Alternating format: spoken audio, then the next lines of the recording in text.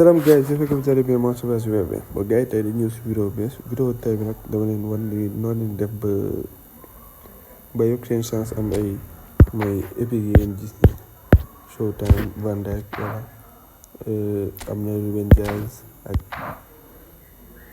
défenseur Leverkusen bi Jonathan Tah voilà. Tout d'abord avant ñu continuer vidéo maanaam nga seetaan vidéo bi mu jeex takk voilà nga aimé vidéo bi nga partage et surtout nga abonné boo abonné activer cloche de notification xam ne vidéo bu génn nga bokk si ñi koy njëkk seetaan voilà mën nañ la bu gars yi voilà dama leen wan tout benn affaire gis ngeen bi mooy deuxième fois may tànn premier bi gratuit bi bii lañ ma may deuxième bi ngi nii léegi nii laa doon kii def triche comme ça ñu may ma bii nii waaw du woon pour bii mais bëggoon naa Van Dijk mais dama def triche bi ñu may ma joueur bii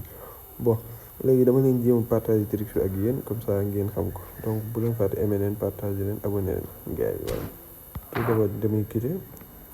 ma woon leen dangay bës nii 1 2 3 ba defee 3 nga bës nii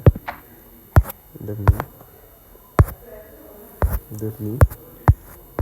xool statistique am yëpp def nii bouger wala xool mel ni ku intéressé wu si ay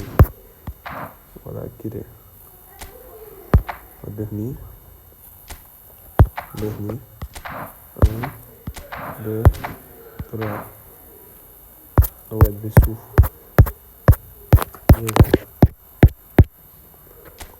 bës deuxième bi def nii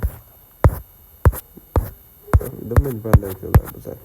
voilà bës xool def nii quitter boo quitter teg directement vu que man awma pièce état bi ndax léegi ni laa jaay benn bi voilà nga bës